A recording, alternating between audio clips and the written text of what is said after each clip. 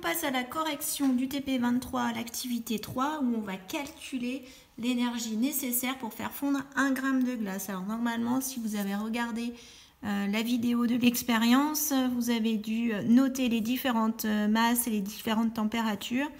Donc le calorimètre avait une masse de 129 grammes, l'eau une masse de 239 grammes et tout ça était à la température au départ de 20 degrés Celsius. Et puis ensuite on a ajouté des glaçons d'une masse de 27 grammes et à la fin la température finale du mélange, une fois que les glaçons ont fondu, était de 13 degrés Celsius. Alors à partir de ça, on nous demande d'abord de combien de degrés la température a baissé. Donc on va noter ça, vu qu'on passe de 20 degrés Celsius à 13 degrés Celsius, on va pouvoir noter que la température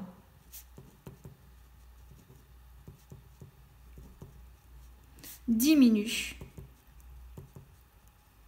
de 7 degrés Celsius entre le début et la fin. Ensuite, question 2, on nous demande de calculer l'énergie Q3 perdue par l'eau liquide. L'eau liquide qui au départ passe d'une température de 20 degrés à une température finale de 13 degrés Celsius. Donc, on nous disait dans le document 1 que chaque gramme d'eau perd une énergie de 4,18 joules quand sa température diminue de 1 degré Celsius. Nous, on avait une masse d'eau de 239 grammes. Donc, comme chaque gramme d'eau va perdre 4,18 joules pour chaque degré Celsius, on va faire les 239 grammes multiplié par 4,18. Ça nous donnera le résultat de l'énergie perdue lorsque la température, par toute l'eau, lorsque la température diminue de 1 degré Celsius. Mais nous, voilà, on a dit qu'elle avait diminué de 7 degrés Celsius. Donc après, il faut aussi multiplier par 7. Et donc, si vous faites ce calcul, vous avez dû trouver 6993 joules.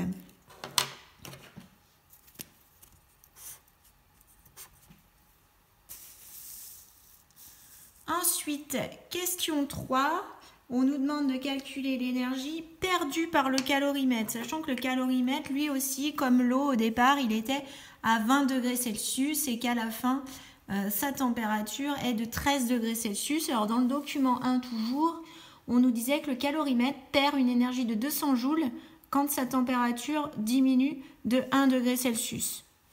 Et là, elle a diminué de 7 degrés Celsius, donc il va perdre 200 fois 7, c'est-à-dire 1400 joules.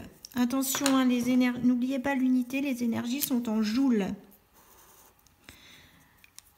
Voilà, donc ce qu'il faut comprendre, c'est qu'on a l'eau liquide et le calorimètre qui, au début, ont une température de 20 degrés Celsius et dont la température va baisser. Comme leur température baisse, cela signifie qu'ils perdent de l'énergie thermique puisque leur température baisse. En revanche, on a des choses dont la température augmente. On va avoir notamment l'eau qui provenait des glaçons, qui une fois fondue, va passer de 0 degré à 13 degrés. Donc l'eau des glaçons se réchauffe. Une fois que les glaçons ont fondu, ils doivent passer de 0 degré à 13 degrés. Et comme tout à l'heure, on a... dans le document 2, on a la même phrase qui nous dit que chaque gramme d'eau gagne une énergie de 4,18 joules quand sa température augmente de 1 degré. Alors nous, là, on avait 27 grammes d'eau, 27 grammes de glaçons. Donc, si chaque gramme gagne 4,18 joules, il faut faire 27 grammes multiplié par 4,18 joules.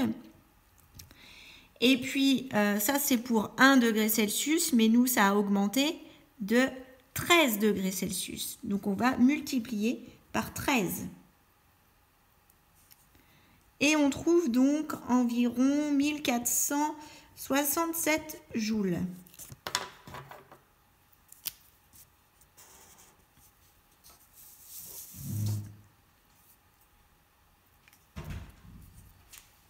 Ensuite, question 5. On nous dit qu'on considère que le calorimètre étant isolé, il n'y a pas de perte d'énergie vers le milieu extérieur. Donc voilà, si les parois du calorimètre sont suffisamment bien isolées, normalement, l'air autour du calorimètre ne devrait pas changer de température. C'est uniquement le calorimètre et ce qu'il y a à l'intérieur qui change de température. Il n'y a pas d'échange d'énergie avec l'extérieur. Donc, ce qui veut dire que l'énergie qui a été perdue par l'eau liquide qui s'est refroidie et par le calorimètre qui s'est refroidi, cette énergie, elle a dû être transférée en totalité aux glaçons. Alors, les glaçons, ce qui leur arrive, c'est d'abord qu'ils fondent. Donc, il y a une énergie qui va servir à les faire fondre. Et ensuite, une fois qu'ils auront fondu, toute l'étape de la fusion, vous savez qu'un changement d'état, ça se passe à température constante. Donc, la fusion de la glace, de l'eau, c'est à 0 degré Celsius. Donc, pendant toute la fusion, la température des glaçons et de l'eau issue des glaçons sera à 0 degré Celsius. Et puis, dès qu'ils auront terminé de fondre, la température va pouvoir à nouveau augmenter. Donc, l'énergie qui est transférée aux glaçons, elle sert à les faire fondre et ensuite à les réchauffer pour les ramener à 13 degrés Celsius.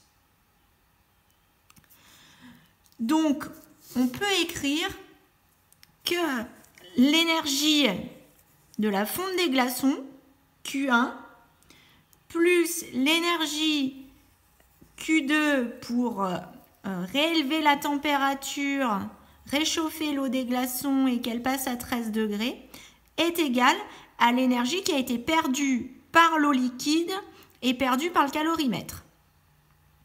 Et nous, on nous demande de calculer l'énergie Q1 qui a servi à faire fondre la glace. Donc, on va pouvoir isoler Q1 ici. Alors, si on isole Q1, ça nous fait Q3 plus Q4. Et puis, je vais passer le Q2 de l'autre côté en changeant le signe. Donc, ça fait moins Q2. Donc, on peut faire ce calcul. Ça nous fait 6993 joules plus 1400 joules moins 1467 joules. Et on obtient ainsi, j'ai perdu le résultat, 6926 joules. Donc cette énergie-là, c'est l'énergie qui a servi à faire fondre la glace. Alors à partir de ça, question 6, on nous demande l'énergie latente de fusion, l'énergie pour faire fondre 1 gramme de glace. Parce que cette énergie-là qu'on a calculée, c'était pour faire fondre 27 grammes de glace. Donc on va calculer ce qu'on appelle la chaleur latente ou aussi énergie massique de fusion. Donc on va prendre le résultat qu'on vient de trouver, Q1, et on va diviser par la masse de la glace. C'est-à-dire donc les 6926 joules divisé par les 27 grammes de glace. Et on trouve environ 257 joules. Alors, je vais mettre joules par gramme, puisque c'est pour faire fondre 1 gramme de glace.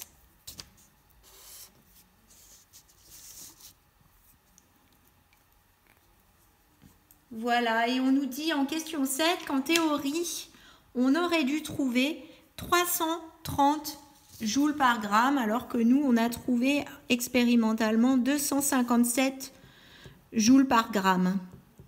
Donc, on trouve un résultat qui est inférieur au résultat qui était attendu. Hein, je vais noter ça, que le résultat expérimental est inférieur au résultat théorique.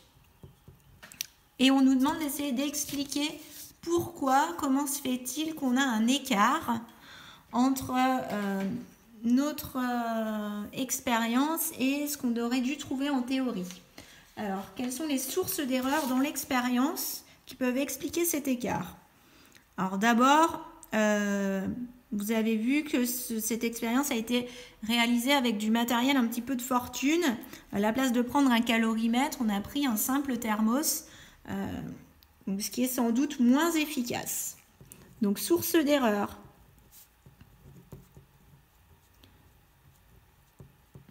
Peut-être que le calorimètre qui a été utilisé était mal isolé et qu'il y a eu des pertes de chaleur, des pertes d'énergie thermique vers l'extérieur. Alors que nous, on est parti dans nos calculs, on est parti sur le fait qu'il n'y avait aucune perte vers l'extérieur, que toute l'énergie perdue par l'eau et le calorimètre servait à la fonte des glaçons et ensuite à les réchauffer. Donc, on n'a pas tenu compte qu'il pouvait y avoir aussi de l'énergie perdue vers le milieu extérieur. Donc, peut-être qu'on a utilisé un calorimètre qui était mal isolé et donc il y a eu des échanges thermiques avec le milieu extérieur, avec l'air autour du calorimètre. Et puis, autre chose, la précision des mesures.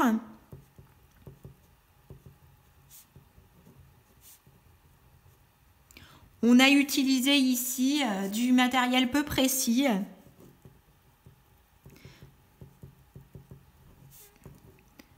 Vous avez vu que la balance, c'est une balance qui pesait seulement au gramme près. Donc la balance était peu précise et puis le thermomètre également. Thermomètre qui ne mesurait qu'au degré près. Alors que souvent en classe, on utilise des balances qui pèsent à 0,1 g près et des thermomètres, pareil, qui sont précis à 0,1 degré Celsius près.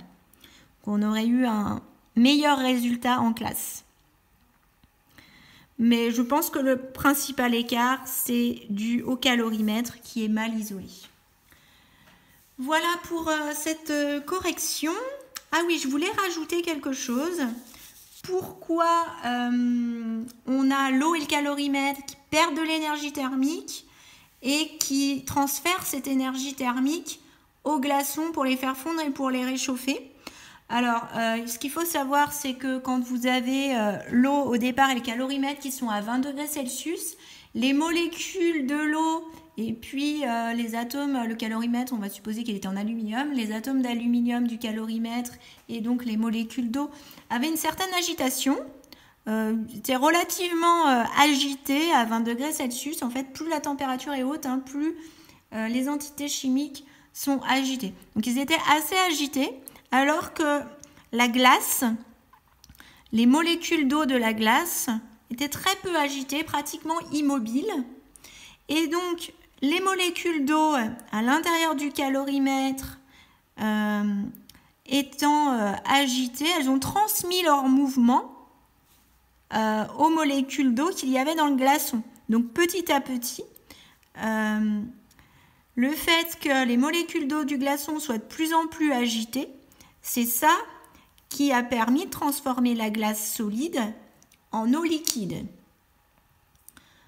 Et ensuite, à réchauffer, ce mouvement a permis de réchauffer l'eau des glaçons jusqu'à ce qu'il atteigne 13 degrés Celsius. Plus vous avez des molécules en mouvement, agitées, plus donc la température est élevée. Voilà pour cette correction, je vous dis à bientôt.